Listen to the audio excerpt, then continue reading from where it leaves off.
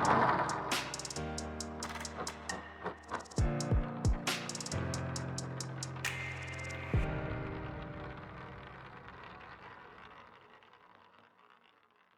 साथियों, आज बायोलॉजी की नेक्स्ट क्लास अगली क्लास लेके हम हाजिर हैं।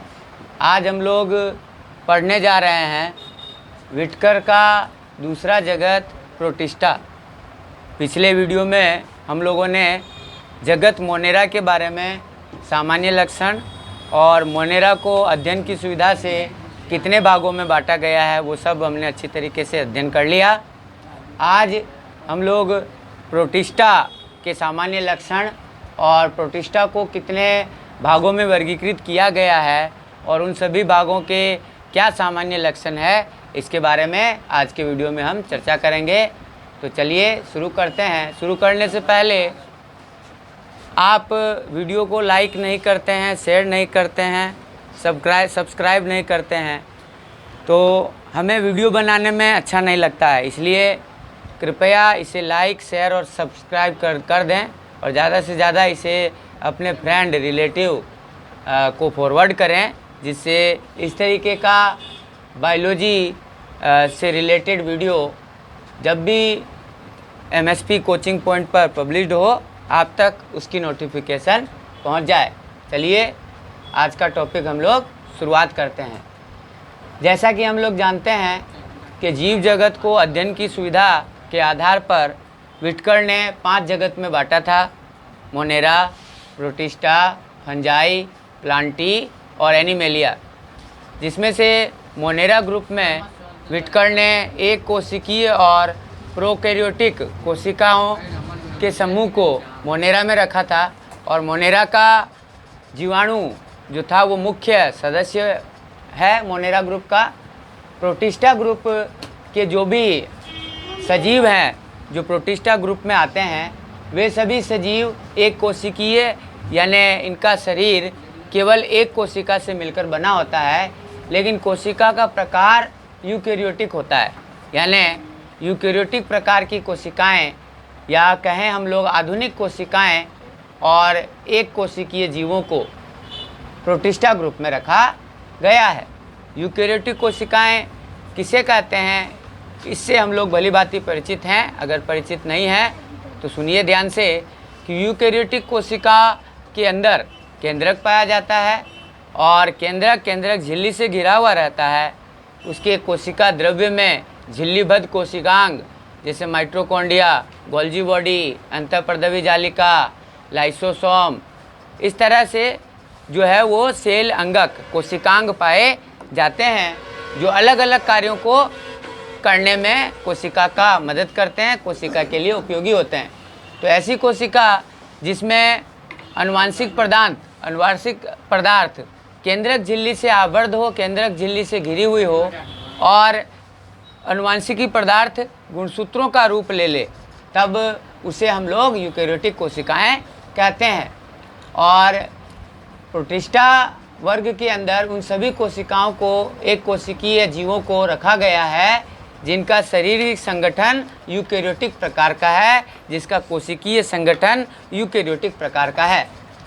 इसमें प्रकाश व अप्रकाश संश्लेषण दोनों प्रकार के सजीव को रखा गया। यानी इस प्रोटिस्टा ग्रुप में पाए जाने वाले सजीव प्रकाश संश्लेषण यानी सूर्य की प्रकाश की उपस्थिति में अपना भोजन स्वयं बना लेते हैं, या कुछ सजीव रसायन संश्लेषी होते हैं जो कि रसायनों को उपयोग में लेकर अपना भोजन बना लेते हैं, जबकि कुछ सदस्य प्रोटिस्टा ग्रुप के परपोषी होते हैं। वो विषमपोषी प्रकार से अपना पोषण को ग्रहण करते हैं। इनमें सुसंगठित केंद्रक व झिल्ली युक्त कोशिकांग होते हैं। जैसा कि हम लोगों ने जिक्र किया कि यूकैरियोटिक कोशिका हम लोग उन्हें कहेंगे जिस कोशिका के अंदर अनुवांशिकी पदार्थ गुणसूत्रों का रूप धारण कर लें और ये गुणसूत्र जो है वो केंद्रक से घिरे हुए रहें, केंद्रक झिल्ली से बंद रहें, केंद्रक का निर्माण हो जाए और केंद्रक के अंदर गुणसूत्र पाए जाएं। तो इनमें सुसंगठित केंद्रक और झिल्ली युक्त कोशिकांग जैसे कि माइटोकॉन्ड्रिया, गोल्जी बॉडी, अंतःपर्दवी जालिका, लाइसोसोम, पेरोक्सिसोम, रिक्तिका इत्यादि जो है वो पाई जाती है।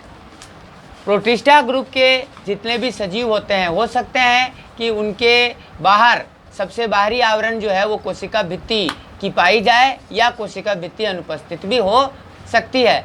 यानी प्रोटिस्टा ग्रुप में पाए जाने वाले सजीव में कोशिका भित्ति उपस्थित या अनुपस्थित होती है। इनमें पोषण स्वपोषी व परपोषी दोनों प्रकार का होता है। जब ये स्वपोषी होते हैं तब ये अपने भोजन का निर्माण स्वयं करते हैं। तो भोजन का निर्माण दो तरीके से होता है। जब सूर्य के प्रकाश में भोजन का निर्माण प्रोटिस्टा ग्रुप के जो भी सजीव है वो कर लेते हैं, तब हम उन्हें प्रकाश संश्लेषी स्वपोषी कहते हैं। और जब किसी रासायनिक पदार्थ का उपयोग करके जब ये भोजन का निर्माण करते हैं, तब हम उन्हें रसायन संश्लेषी स्वपोषी कहते हैं। परपोषी हम उन्हें कहते हैं जो स्वयं अपने भोजन का निर्माण तो ना कर पाए, क्योंकि क्लोरोफिल उनमें उनकी कोशिकाओं में नहीं पाया जाता है, तो स्वयं तो अपने फूड का निर्माण, खाने का निर्माण नहीं कर पाए, लेकिन किसी दूसरे सजीव पर पूर्णतया भोजन के लिए, पोषण के लिए निर्भर हों, तो उसे हम लोग परपोषी कहते हैं। तो प्रोटिस्टा ग्रुप के जितने भी सजीव होते हैं उनमें पोषण दोनों तरह का पाया जाता है। कुछ स्वपोषी भी होते हैं और कुछ परपोषी भी होते हैं।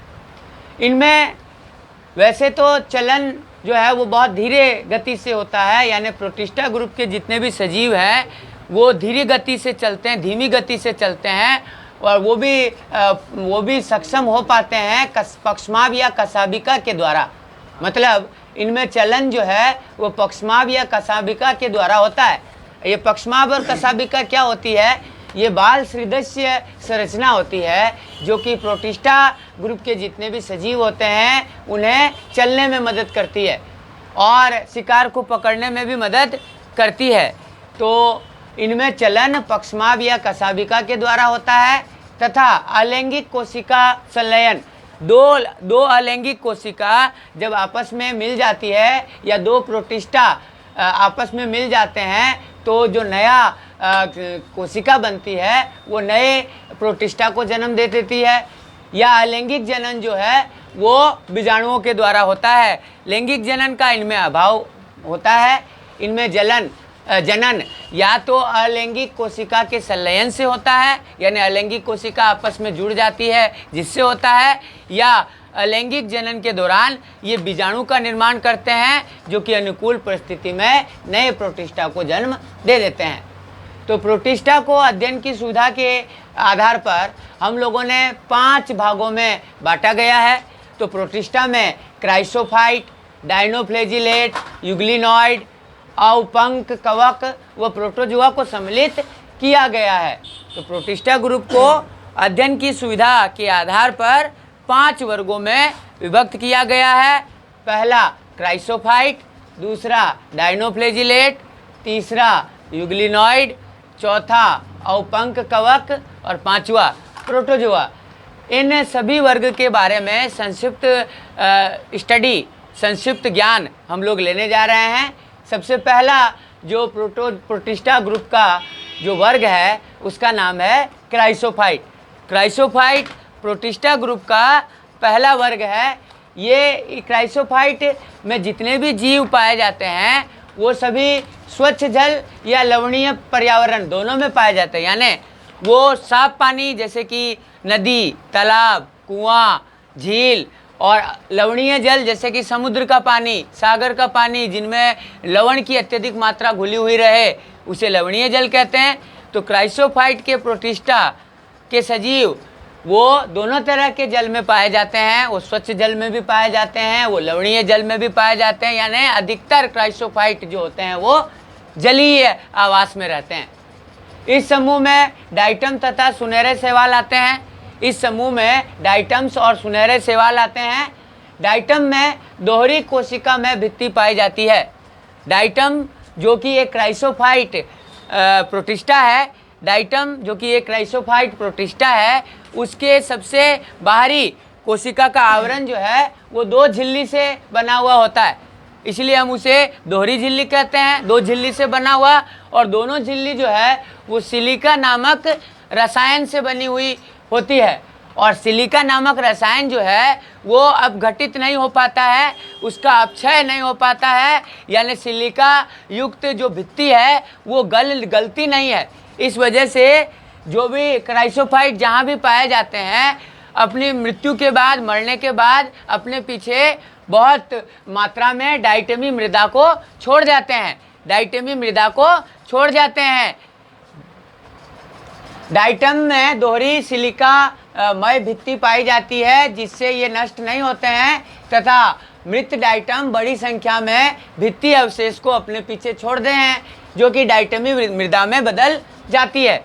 कणिकामय होने के कारण, यानी कणों से मिलकर बने होने के कारण डाइटमी मृदा जो होती है वो पॉलिश करने के काम में आती है, या तेल या सिरप को छानने, निष्पंदन करने के काम में आता है, फिल्ट्रेशन करने के काम में भी हम लोग इस डाइटमी मृदा को ले सकते हैं। तो क्वेश्चन आ सकता है कि डाइटमी मृदा किसे कहते हैं, तो इसका आंसर हम लोग लिखेंगे कि क्राइसोफाइट ग्रुप के जो भी प्रोटिस्टा होते हैं उनकी कोशिका भित्ति दोहरी झिल्ली युक्त सिलिकामय होती है। सिलिकामय होने के कारण इनकी कोशिका भित्ति जल्दी से नष्ट नहीं हो पाती है, तो जहाँ पर ये रहते हैं उस आवास में अपने पीछे जो है वो बहुत सारे भित्ति के अवशेष छोड़ जाते हैं, जो कि कालांतरण में जाके कुछ समय के बाद ये डाइटमी मृदा में बदल जाते हैं। डाइटमी मृदा कणिकामय होने के कारण इनका उपयोग पॉलिश करने में, तेलों तथा सिरप के निष्पंदन में प्रयोग किया जाता है। तो दूसरा प्रोटिस्टा का ग्रुप है अवपंक कवक। अवपंक कवक, ये अवपंक कवक प्रोटिस्टा का दूसरा वर्ग है। इस अवपंक कवक के सजीव ज़्यादातर मृतपोषी प्रोटिस्टा होते हैं, यानी मृतोपजीवी प्रकार से अपना पोषण प्राप्त करते हैं, यानी मृत व सड़े गले कार्बनिक पदार्थों का उपयोग में लेकर उन्हें सरल अकार्बनिक पदार्थ में तोड़ लेते हैं और साथ ही साथ अपना पोषण भी करते हैं। तो ये सभी मृतपोषी प्रोटिस्टा होते हैं, जो कि सड़ी गली पत्तियों पर, टहनियों पर उगते हैं, टहनियों पर पाए जाते हैं और उन्हीं से अपना पोषण को प्राप्त करते हैं। ये अनुकूल समय में जब वातावरण की कंडीशन, वातावरण की परिस्थिति इनके अनुकूल हो तब ये समूहों में रहते हैं, और जब वातावरण की परिस्थिति अनुकूल नहीं हो यानी प्रतिकूल समय हो तब ये बीजाणुओं का निर्माण करते हैं। और ये बीजाणु जब अनुकूल परिस्थिति, फिर से जब अवपंक कवक को अनुकूल परिस्थिति मिलती है तो यही जीवाणु आगे चलकर नए अवपंक कवक में बदल जाते हैं। हम लोग प्रोटिस्टा ग्रुप का तीसरा वर्ग डायनोफ्लैजिलेट्स के बारे में अध्ययन करते हैं।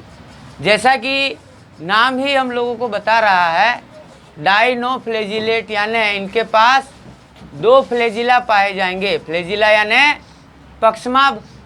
ये पक्षमाभ क्या होते हैं? ये बाल सदृश्य संरचना होती है जो कि किसी भी डायनोफ्लैजिलेट सजीव के शरीर से निकलती है। और दो तरह के पक्षमाभ होते हैं, एक अनुप्रस्थ और दूसरा अनुदैर्घ्य, जो कि अलग खांच से बाहर निकलते हैं। कोशिका के अंदर जो खांच पाई जाती है उससे बाहर निकलते हैं। तो डायनोफ्लैजिलेट का आवास क्या है? ये मुख्यतः समुद्री व प्रकाश संश्लेषी होते हैं। समुद्र में पाए जाते हैं, यानी लवणीय जल में पाए जाते हैं जिसमें लवण अत्यधिक मात्रा में घुला हुआ रहता है। और प्रकाश संश्लेषी होते हैं, सूर्य के प्रकाश को उपयोग में लेकर उसे रासायनिक ऊर्जा में बदल देते हैं। प्रकाश ऊर्जा को उपयोग में लेकर उसे रासायनिक ऊर्जा में बदल देते हैं। और इनके अंदर पीला, हरा, भूरा, नीला या लाल वर्णक होते हैं, जिस वजह से इनका जो रंग है वो अलग अलग तरह का पाया जाता है। कोशिका भित्ति सेलुलोज की बनी होती है। कोशिका भित्ति सेलुलोज की बनी होती है, यानी पादप समूह से इनका मेलजोल ज़्यादा पाया जाता है, क्योंकि पादप कोशिकाओं में भी सबसे बाहरी आवरण जो होता है वो कोशिका भित्ति सेलुलोज से बनी होती है। और डायनोफ्लैजिलेट्स प्रोटिस्टा सजीवों में भी कोशिका भित्ति सेलुलोज की बनी होती है। और जैसा कि नाम हमें बता दिया कि इनके शरीर पर दो फ्लैजिला पाए जाते हैं, दो कसाब पाए जाते हैं। इसमें से पहला लंबवत होता है लंबाई में और दूसरा अनुप्रस्थ होता है चौड़ाई में, जो कि कोशिका के ऊपर एक खांच, जिसे हम लोग कोशिकीय खांच कह सकते हैं, उस खांच से ये दोनों कसाब शरीर के बाहर निकलते हैं। और इनमें जनन पावर, जनन की कैपेसिटी, जनन की क्षमता अत्यधिक होती है और सबसे ज़्यादा अत्यधिक होती है लाल डायनोफ्लेजिलेट्स में, जिनके अंदर रेड कलर का वर्णक पाया जाता है।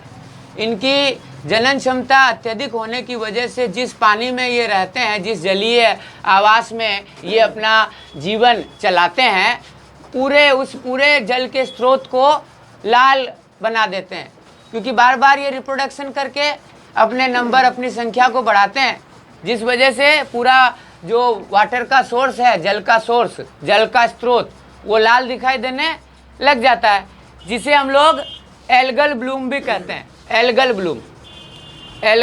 ब्लूम भी कहते हैं। और रेड टाइड भी, जिसे हम लोग कहते हैं रेड टाइड, यानी पानी का लाल हो जाना, लाल डायनोफ्लेजिलेट की पिगमेंट की उपस्थिति में जलीय वातावरण जिसमें ये लाल डायनोफ्लेजिलेट प्रोटिस्टा पाए जाएं, वो जिस स्रोत में, जल के जिस स्रोत में रहते हैं, उस स्रोत को लाल कर देते हैं। और इन लाल वर्णक में जो है वो एक विशेष प्रकार का विष, जहर पाया जाता है, जो कि उस जलीय वातावरण के अंदर पाए जाने वाले जीवों को, जैसे कि मछलियाँ इत्यादि को क्या कर देते हैं, नष्ट कर देते हैं। क्योंकि ये क्या करते हैं, जितनी पानी के अंदर घुली हुई ऑक्सीजन रहती है, उस सभी को ये यूज में ले लेते हैं, जिससे मछली वगैरह या और भी जो जलीय पौधे या जंतु जो ऑक्सीजन पानी में घुली हुई रहती है उसे श्वसन के लिए उपयोग करते हैं। तो ऑक्सीजन की मात्रा जितनी भी पानी के अंदर घुली हुई रहती है, ये लाल डायनोफ्लेजिलेट उसे क्या कर लेता है, श्वसन प्रक्रिया में उपयोग में ले लेता है, जिससे जलीय वातावरण में पाए जाने वाले दूसरे जलीय जीव जो है वो मर जाते हैं। अब हम चौथा वर्ग की ओर चल रहे हैं। प्रोटिस्टा वर्ग का चौथा वर्ग है यूग्लिनॉइड। जैसा कि नाम ही हमें बता रहा है कि इसका सबसे अच्छा उदाहरण हो गया यूग्लिना। यूग्लिना से बना है यूग्लिनॉइड। और यूग्लिना के लिए एक इंटरेस्टिंग, रोचक तथ्य यह है कि यूग्लिना दोनों तरह का पोषण करता है। यानी इनके पास यूग्लिना की कोशिकाओं के अंदर, यूग्लिना एक कोशिकीय और यूकेरियोटिक कोशिका है। यूग्लिना का शरीर एक कोशिका से मिलकर बना है और कोशिका का प्रकार क्या है, यूकेरियोटिक तरीके का है। साथ ही साथ यूग्लिना के अंदर जो है वो हायर प्लांट यानी उच्च पादपों की तरह क्लोरोफिल इनकी कोशिकाओं में पाया जाता है, हरित लवक, जो इन्हें प्रकाश संश्लेषण में मदद करते हैं। हरित लवक का कार्य हम भली भांति परिचित हैं हरित लवक के कार्य से, कि हरित लवक क्या करता है, सूर्य की ऊर्जा को, लाइट एनर्जी को, प्रकाश ऊर्जा को, सूर्य की प्रकाश ऊर्जा को अवशोषित करने का काम करता है और उसी ऊर्जा को बदल देता है रासायनिक ऊर्जा में। तो चूंकि इनके पास जब प्रकाश उपस्थित रहेगा, सूर्य का प्रकाश उपस्थित रहेगा, या जब ये ऐसे आवास में पाए जाएंगे जहाँ पर सूर्य का प्रकाश आसानी से उपलब्ध हो जाए, तब ये स्वपोषी प्रकार से अपना पोषण करेंगे। लेकिन जब प्रकाश, सूर्य का प्रकाश अनुपस्थित रहेगा या ऐसे वातावरण, ऐसे आवास में ये पाए जाए जहाँ पर प्रकाश की लाइट, सूर्य की लाइट जो है वो जल्दी नहीं पहुँच सके, तो वहाँ पर ये परपोषी प्रकार का पोषण करेगा। इसलिए इसे जंतु कोशिका और पादप कोशिका के बीच की कड़ी कहा गया है, क्योंकि इसमें कुछ लक्षण जो है वो पादप कोशिका से जुड़े हुए हैं और कुछ लक्षण जो है वो जंतु कोशिका से मिलते जुलते हैं। इसलिए इसे हम लोगों ने क्या कहा, पादप कोशिका और जंतु कोशिका के बीच की कड़ी कही। तो यूग्लिनॉइड ये स्वच्छ व स्थिर जल में पाए जाते हैं, लवणीय जल में ये नहीं पाए जाते, समुद्री जल में नहीं पाए जाते हैं, ऐसे जल में ये नहीं पाए जाते हैं जिनमें NaCl, नमक, लवण आदि घुला हुआ हो, ऐसे जल में ये नहीं पाए जाते हैं। ये स्वच्छ और स्थिर जल में, यानी बहते हुए पानी में भी नहीं पाए जाते, झरनों में भी नहीं पाए जाएंगे, नहर में भी नहीं पाया जाएगा, गंगा नदी में भी नहीं पाए जाएंगे, क्योंकि ये सब क्या है, बहता हुआ पानी है। तो बहता हुआ पानी में नहीं पाया जाएगा, स्थिर पानी में पाया जाएगा। कि कौन से पानी में, स्थिर पानी में पाया जाएगा। इनमें कोशिका भित्ति के स्थान पर जो है वो पेलिकल प्रोटीन का एक आवरण पाया जाता है। मतलब इनकी कोशिका का सबसे जो बाह्य आवरण जो होता है वो कोशिका भित्ति नहीं होता है, जबकि पेलिकल प्रोटीन से बना आवरण होता है, बाह्य आवरण। और ये पेलिकल प्रोटीन जो होता है वो यूग्लिनॉइड के शरीर को लचीलापन प्रदान करता है। तो हम जान रहे थे कि कोशिका भित्ति जो है वो कोशिका को मजबूती प्रदान करती है, कठोरता प्रदान करती है। अगर कोशिका भित्ति रहता यूग्लिनॉइड के कोशिका के सबसे बाह्य भाग में, तो वे यूग्लिनॉइड की जो जीव थे उनकी बाह्य लेयर जो है वो कठोर हो जाती, लचीली नहीं रह पाती। इस वजह से यूग्लिनॉइड के कोशिका के सबसे बाहर का जो आवरण होता है वो पेलिकल नामक प्रोटीन से मिलकर बना होता है, जो कि शरीर को लचीलापन प्रदान करता है। इनमें भी दो कसाब पाए जाते हैं, एक छोटा कसाब और एक बड़ा कसाब। और जब प्रकाश उपस्थित रहता है, सूर्य का प्रकाश, तब ये प्रकाश संश्लेषण करते हैं, और जब सूर्य का प्रकाश उपस्थित नहीं रहता है तब ये परपोषण करते हैं। यानी इनमें दोनों तरह का पोषण होता है, स्वपोषण और परपोषण दोनों तरह का होता है। अब हम आ रहे हैं प्रोटिस्टा ग्रुप का सबसे लास्ट वर्ग, प्रोटोजोआ। प्रोटोजोआ के सभी सदस्य भी एक कोशिकीय, यानी इनका शरीर का संगठन केवल एक कोशिका से मिलकर बना हुआ होता है, लेकिन वह एक कोशिका वो सभी जरूरी काम करती है जो कि हमारी बॉडी कर सकता है। यानी उसी एक कोशिका के अंदर श्वसन भी होता है, रेस्पिरेशन, एक्सक्रीशन, सर्कुलेशन, डाइजेशन, सब चीज़ें उस एक कोशिका के अंदर भी होता है। तो प्रोटोजोआ को जो है वो इमॉर्टल ऑर्गेनिज्म कहा गया है, इमॉर्टल ऑर्गेनिज्म कहा गया, अमर। प्रोटिस्टा ग्रुप हुआ या मोनेरा ग्रुप हुआ, इनके सजीवों को इमॉर्टल ऑर्गेनिज्म कहा गया है। क्यों? क्योंकि ये जो कोशिका, इनकी कोशिका जो विभाजित होती है तो नई कोशिका बनती है। यानी एक कोशिकीय होने की वजह से कोशिका विभाजन से ही ये जनन कर लेते हैं, जिससे हम तो जान रहे हैं कि पुरानी कोशिकाओं से ही नई कोशिका का निर्माण होता है। तो ये अमर होते हैं क्योंकि इनकी पूरी बॉडी एक ही कोशिका से मिलकर बनी होती है। तो जब ये दो बराबर भागों में बट जाते हैं तो दो अलग अलग कोशिकाओं को जन्म दे देते हैं। इसलिए मोनेरा और प्रोटिस्टा ग्रुप के जो भी जीव होते हैं वो क्या होते हैं? वो क्या होते हैं? अमर होते हैं, अमर होते हैं। तो प्रोटोजोआ के जीव जो हैं वो परपोषी होते हैं, जिन्हें हम लोग प्रोटिस्टा ग्रुप में रखा गया है। परपोषी का मतलब इनके पास कोई क्लोरोफिल नामक स्ट्रक्चर नहीं पाई जाती है, जिस वजह से ये स्वपोषण अपना नहीं कर पाते हैं, प्रकाश ऊर्जा को रासायनिक ऊर्जा में नहीं बदल पाते हैं।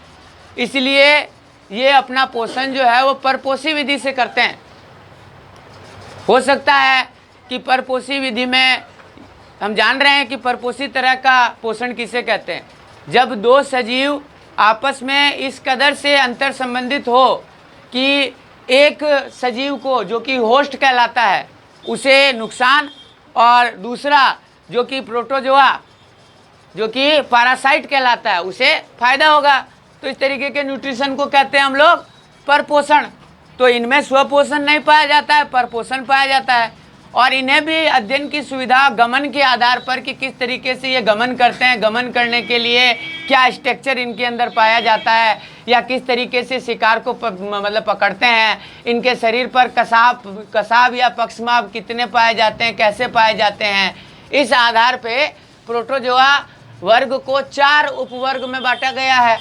वो चारों उपवर्ग हैं, पहला अमीबीय प्रोटोजोआ, दूसरा कसाभीय प्रोटोजोआ, तीसरा पक्षमाभी प्रोटोजोआ, और चौथा स्पोरोजोआ।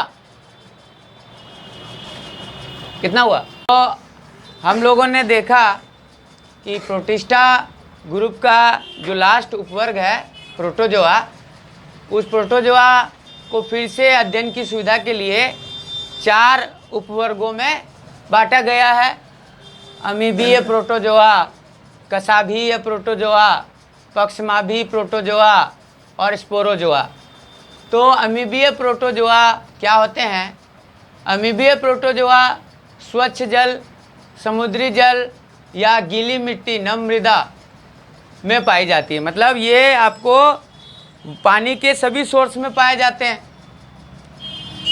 यानी ज़्यादातर जो है जलीय होते हैं, एक्वेटिक जलीय होते हैं, है ना। और समुद्र के जल में भी पाए जाते हैं जिसमें लवण घुला हुआ रहता है, या स्वच्छ जल जैसे कि नदी, तालाब, पोखर इत्यादि में भी पाए जाते हैं।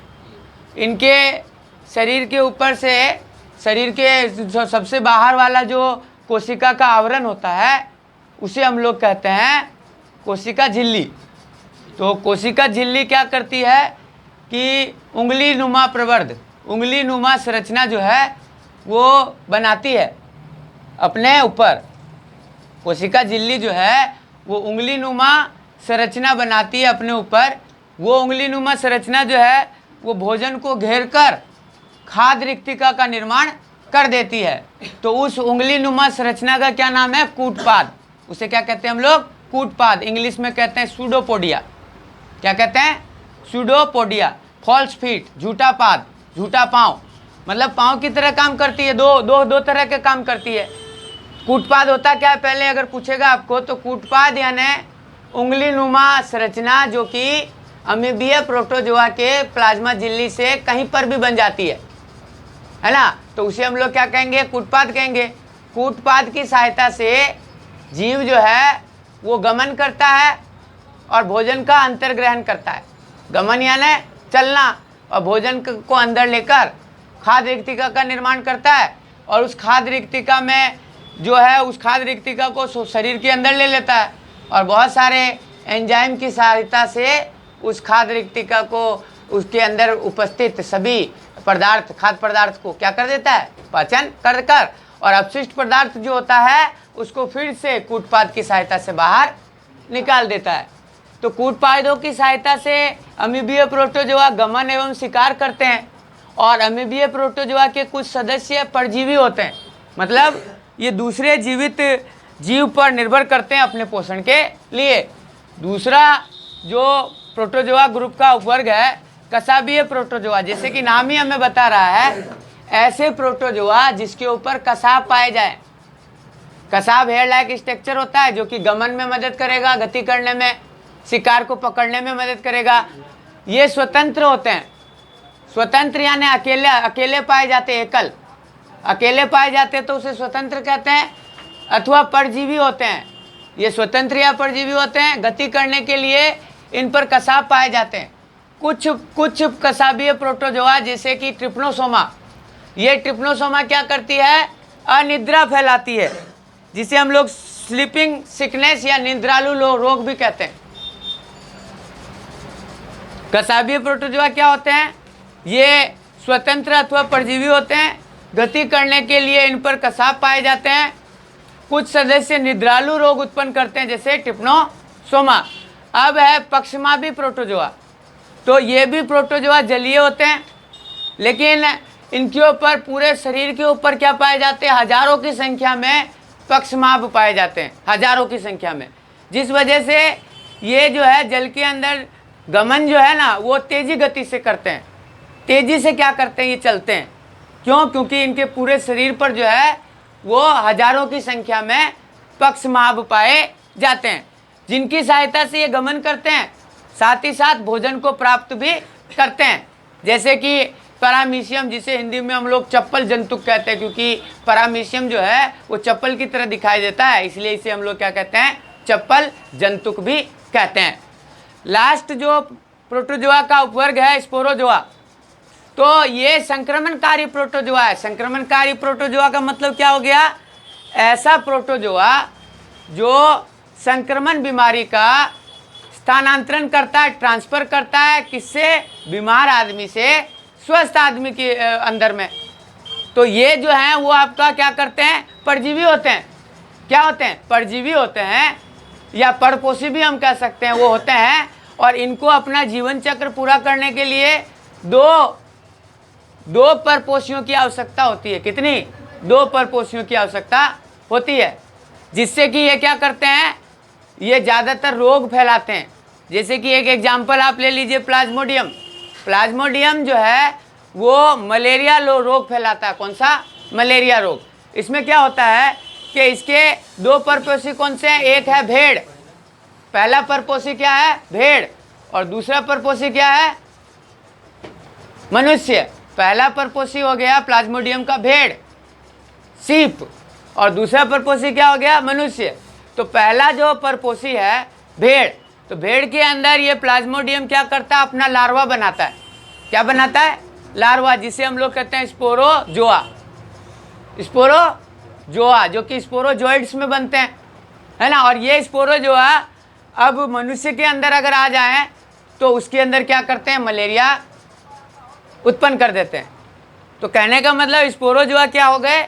ये संक्रमणकारी प्रोटोजोआ हो गए, जो कि बीमारी का एक स्वस्थ व्यक्ति से दूसरे बीमार व्यक्ति से स्वस्थ व्यक्ति में जो है वो बीमारियों का स्थानांतरण करते हैं, पहली चीज़। दूसरी चीज़, इनको अपने जीवन चक्र को पूरा करने के लिए कम से कम 2 परपोषियों की आवश्यकता होती है। कितने परपोषी? 2 परपोषियों की आवश्यकता होती है।